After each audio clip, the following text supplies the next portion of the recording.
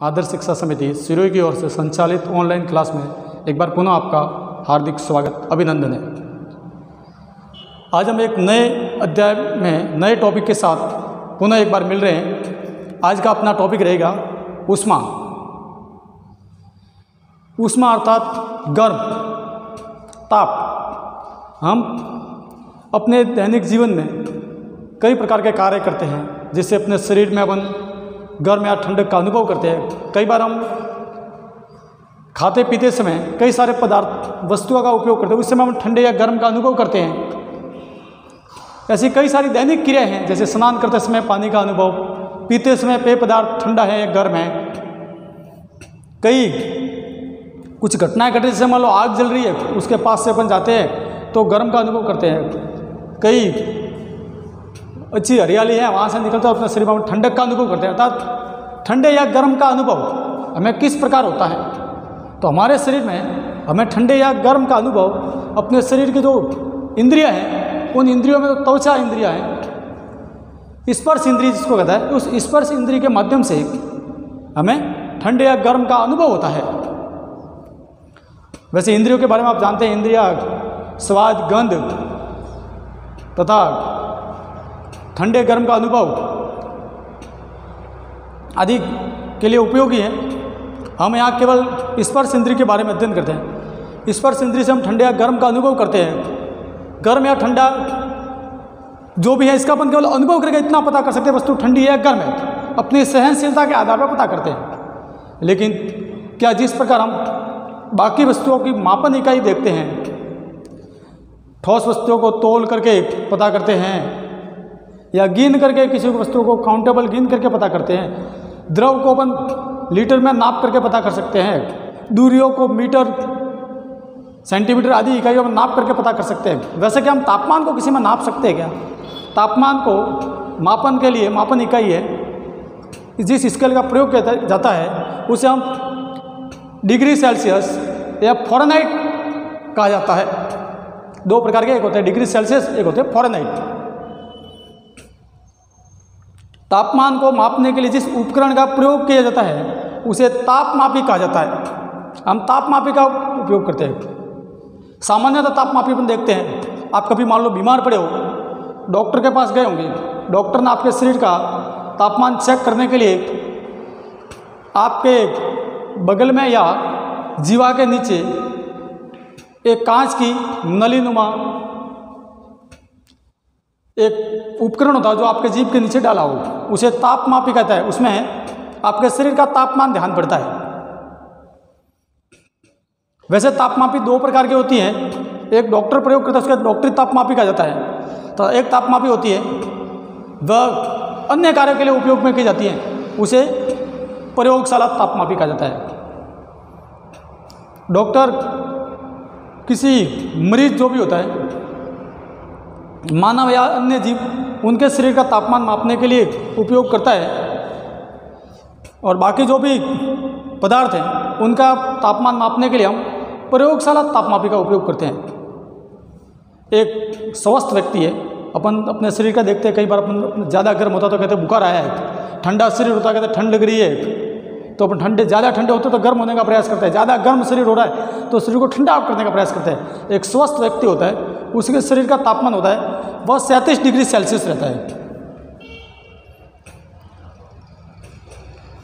तापमान एक स्वस्थ व्यक्ति 37 डिग्री शरीर का तापमान है, इसका मतलब वह व्यक्ति है उसके शरीर का तापमान ठीक है, उसके शरीर में सभी प्रकार की क्रियाएं ठीक प्रकार से संपन्न हो रही है।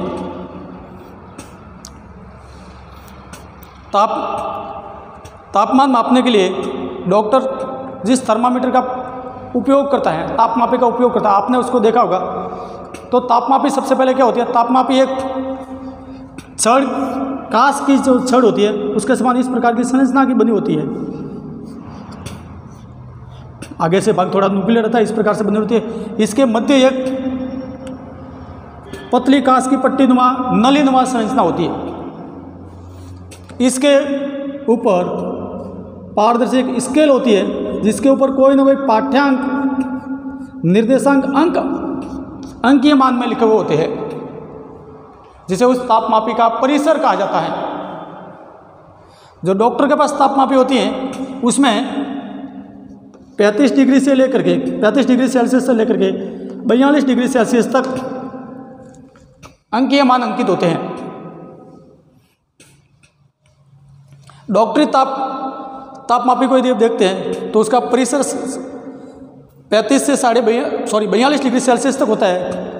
उससे मरीज या मानव के शरीर के तापमान को मापने के लिए उपयोग करते हैं। इसका उपयोग कौन करता है? डॉक्टर या चिकित्सालय में काम करने वाले कर्मचारी, कंपाउंडर वगैरह।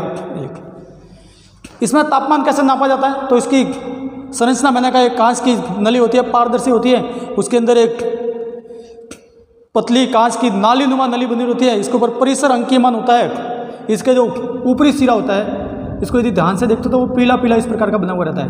ये भाग पीला पीला रहता है जिसमें बल्ब लग रहा रहता है, वह पारा रहता है।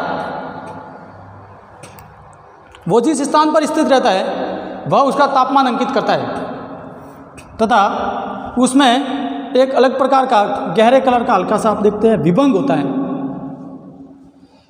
विभंग उस पारे की स्थिति को नियंत्रित करता है कि पारा अपने आप कहीं ऊपर नीचे नहीं हो, विभंग लगा हुआ रहता है। अर्थात डॉक्टरी तापमापी को यदि बिना हलचल किए वहाँ से हटाएंगे तो पारा जिस स्थान पर था वहीं पर बना रहता है।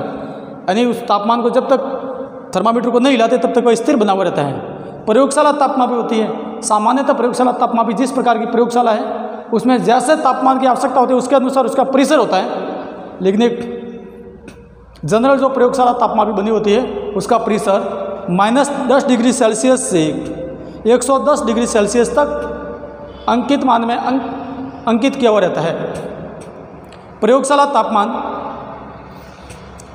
कई प्रकार के द्रव, कई प्रयोगशाला में काम आने वाले रसायन आदि के तापमान को मापने के लिए उसका उपयोग किया जाता है। प्रयोगशाला कर्मी जो भी वहाँ रहते हैं वो इसका उपयोग करते हैं। इसमें भी पारा लगा हुआ रहता है।